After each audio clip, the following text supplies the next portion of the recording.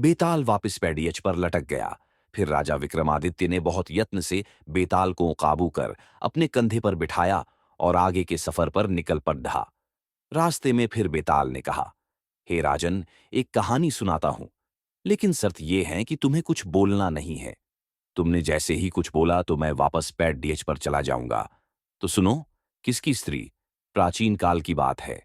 यमुना नदी के किनारे एक सुंदर और समृद्ध नगर बसा हुआ था, जिसका नाम था धर्मस्थान। इस नगर पर गणाधिप नामक एक धर्मपरायण और न्यायप्रिय राजा का शासन था। नगर के निवासियों का जीवन सुख शांति से बीतता था। इसी नगर में केशव नामक एक विद्वान ब्राह्मण रहता था। केशव ब्राह्मण प्रतिदिन सुबह सुबह यमुना के तट पर जाकर जप तप करता। वह वेद शास्त्रों का झाता था और लोगों को धर्म का उपदेश देता रहता। उसके जीवन में एकमात्र संतान थी, एक कन्या, जिसका नाम मालती था। मालती अत्यंत रूपवती थी। उसके रूप की तुलना कमल से की जाती थी। चंचल आंखें, कोमल मुस्कान और ऐसा आकर्षण कि देखने वाले मोहित हो जाते। वह घर के सारे कामों में कुशल थी और माता पिता की सेवा में सदैव तत्पर रहती। समय बीतता गया। मालती विवाह के योग्य हो गई। उसके माता पिता और भाई को इस बात की चिंता सताने लगी कि ऐसी सुंदर और गुणवान कन्या के लिए योग्य वर कहां से लाएंगे। ब्राह्मण कुल में विवाह का महत्व तो सब जानते थे, लेकिन सच्चा वर मिलना आसान न था। एक दिन संयोग से ऐसा हुआ कि केशव ब्राह्मण अपने किसी यजमान के पुत्र की बारात में शामिल होने चला गया। उसी समय मालती का भाई भी गुरुकुल में पढ़ने के लिए निकल पड़ा। घर में केवल मालती और उसकी मां ही रह गईं। तभी द्वार पर एक युवक ब्राह्मण का पुत्र आया। वह रूपवान, गुणवान और विद्या में निपुण था। उसकी विनम्रता और शालीनता देखकर मालती की मां का हृदय पसीज गया। उसने सोचा, यह तो स्वयं भगवान विष्णु का अवतार प्रतीत होता है। मेरी बेटी के लिए इससे बेहतर वर और कौन हो सकता है। उसने उत्साह से उस युवक से कहा, बेटा, तुम्हारे रूप, गुण और विद्या को देखकर मेरा मन प्रसन्न हो गया। मैं तुम्हें अपनी पुत्री मालती का विवाह कर दूंगी। तुम्हारा स्वागत है हमारे परिवार में।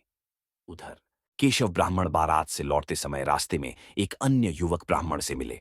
वह युवक भी अत्यंत सुंदर और धर्मनिष्ठ था।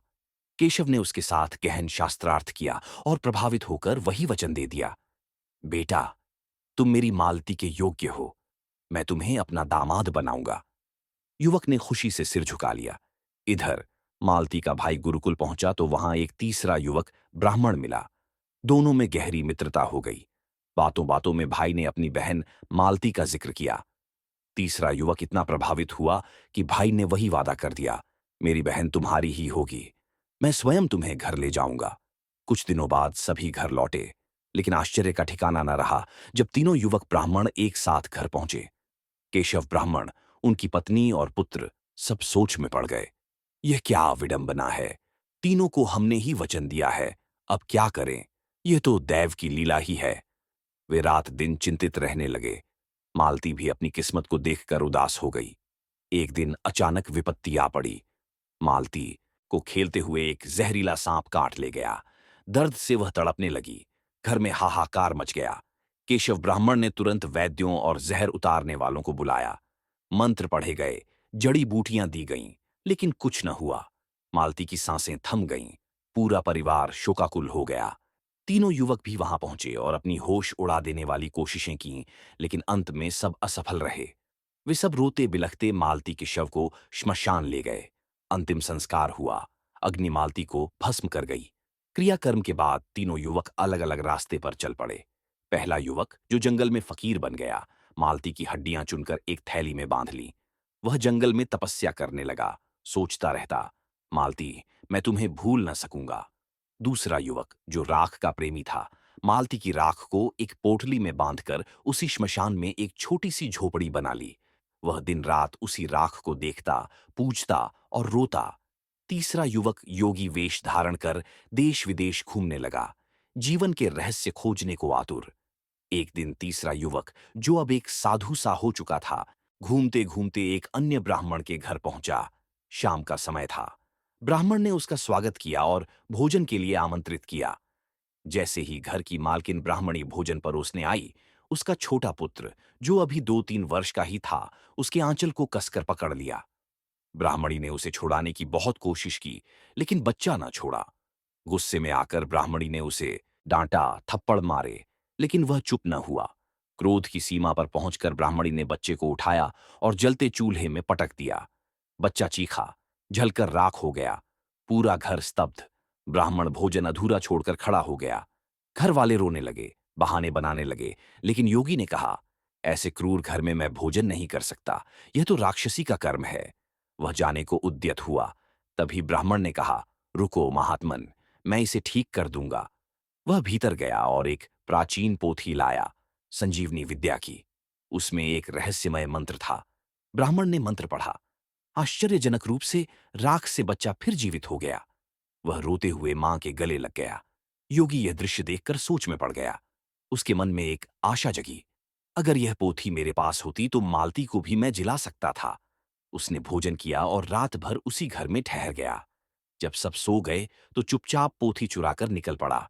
वह सीधा उस श्मशान पहुंचा जहां मालती जली थी। वहां दूसरा युवक झोपड़ी में राख की पोटली लिए बैठा था। पास ही पहला युवक फकीर वेश में हड्डियों की थैली रखे ध्यान मग्न था। तीसरे ने सब कुछ बता दिया, संजीवनी विद्या की पोथी और मंत्र का रहस्य। दोनों युवक आशान्वित हो उठे। उन्होंने हड्डियां और राख निकाली। तीसरे ने मंत्र पढ़ा। अचानक चमत्कार हुआ। हड्डियां जुड़ीं, राख में प्राण फूटी और मालती जीवित हो उठी। वह आंखें खोलीं, चारों ओर देखा और बोली, मैं कहां हूं? ये सब क्या है? लेकिन खुशी का क्षण ज्यादा न टिका। तीनों युवक मालती के लिए आपस में झगड़ने लगे। पहला बोला, वह मेरी है, मां ने वचन दिया था। दूसरा चिल्लाया, नहीं, पिता ने मुझे चुना। तीसरा गरजा, भाई ने वादा किया और मैंने ही उसे जीवन दिया। मालती घबरा गई और वे तीनों एक दूसरे पर टूट पड़े। इतना सुनाकर बेताल हंसा और बोला, हे विक्रम, बताओ, न्याय के अनुसार वह मालती किसकी स्त्री होनी चाहिए? तीनों ने तो समान अधिकार बनाया है। एक को वचन, दूसरे को वचन, तीसरे को जीवन दान। विक्रमादित्य ने विचार किया और दृढ़ स्वर में कहा, वह मालती उसकी होनी चाहिए जिसने राख की पोटली बांधकर झोपड़ी बनाई और वहीं रहकर उसका स्मरण किया। बेताल ने उत्सुकता से पूछा, क्यों राजन? अन्य दो ने तो हड्डियां संभाली और जीवन प्रदान किया। राजा विक्रम ने उत्तर दिया, जिसने हड्डियां चुनकर रखीं वह तो मालती के पुत्र के समान हुआ, जैसे कोई संतान माता के अवशेषों की रक्षा करती है। जिसने विद्या सीखकर जीवन दान दिया वह पिता के समान है, क्योंकि पिता ही संतान को जन्म देता और पालता है। लेकिन जो राख लेकर वहीं रह गया वही पति के योग्य है। पति तो जीवन भर साथ निभाता है, सुख दुख में साथ देता है। यही सच्चा बंधन है। अन्य दो तो कर्तव्य निभाने वाले हैं, लेकिन प्रेम और समर्पण का तो वह राख वाला ही प्रमाण है। बेताल का यह उत्तर सुनकर प्रसन्न हुआ। वह फिर से पेड़ पर जाकर लटक गया और चिल्लाया, विक्रम, तुम्हारी बुद्धि अचूक है, लेकिन तुमने अपना मुंह खोला और शर्त हार गए। लेकिन राजा को फिर लौटना पड़ा पेड्डा के पास। जब वह बेताल को कंधे पर लाद कर चला तो बेताल ने तीसरी कहानी सुनानी शुरू की। कहानी का अगले भाग के लिए चैनल को सब्सक्राइब करें। धन्यवाद।